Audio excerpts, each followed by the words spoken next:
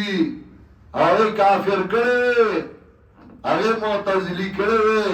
هغه فتوی کړي دي او هغه ته دروغجن ویلي دي او چې کله وسره سیدن هغه وجلې دي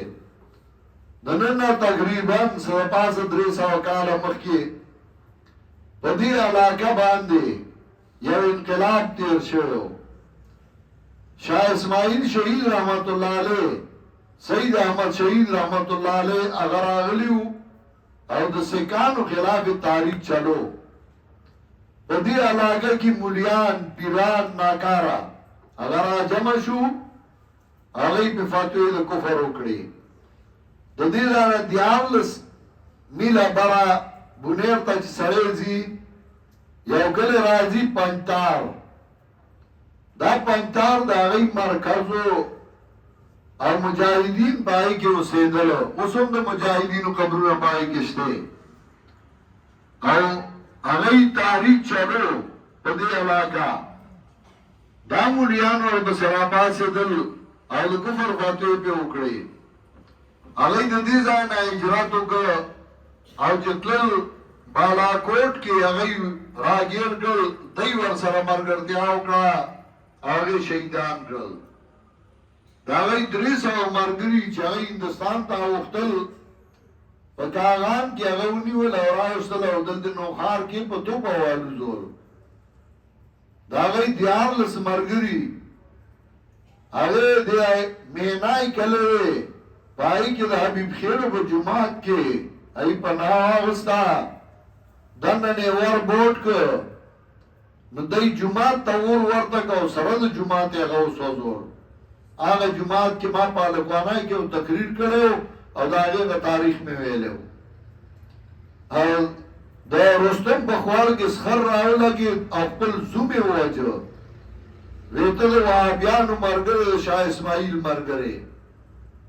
هغه چې کوم مشال رڼا بلا کړی و هغه مړه کړه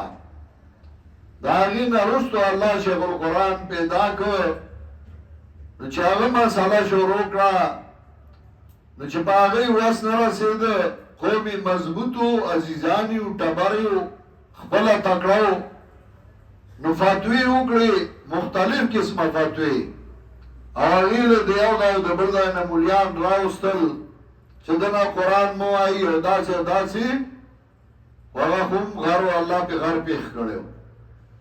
نو هغه جواب لیک دا فتو الانتصار لسنت سید الابرار او دا فتو هغه راوغسته او دا جوابونه وکړل اول خطو لیک خپل استاد ته کوم چې راوسته چې تا دا فتو کړی دا ستاسو د خط په کې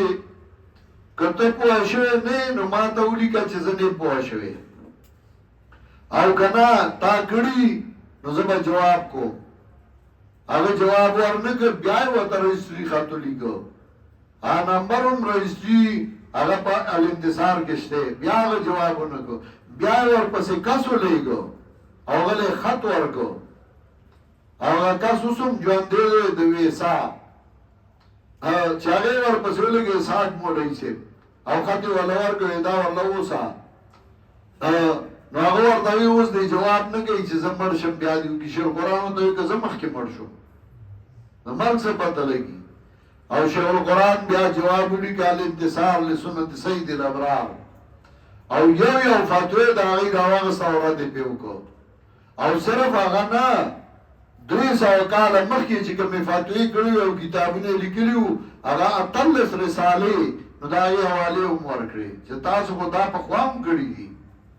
او جوابونه وکړل چې باغی ونه شو نو دا هغه مرګري ځای په ځای باندې شهیدان کړل د کراچان راوالی تر سوات او تر ملکانډ او تر باجوړه پورې په زرګونو شاګردانو مرګري ول شهیدان کړل ابدنامي منکړو چې دا دهشتګردي ابدنا اوی وجرغی صرف تاریخ ختمو او تاریخ چې ختمو لشي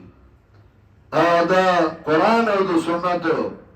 دا په قوم کړیو اوس باندې کوي وایده باندې کوي ته خپل کار کې ففریقا کذبتم و فریقا تقتلون یعنی کذبتم فریقا کذبتم فریقا و تقتلون فریقا تقتلون فریقا اسم دغا کار کئی راپا بسیو دای پسی موز نکیگی ستارا پسی خود نکیگی چاوی چه ستا موز ما پسی کیگی ستا عقیده دا شرک دا زما عقیده دا توحید دا ستا پسی ما پسی موزوشی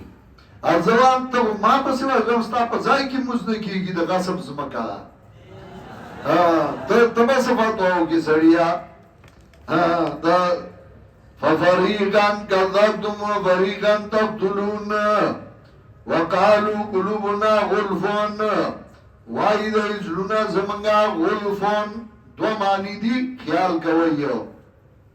یو معنی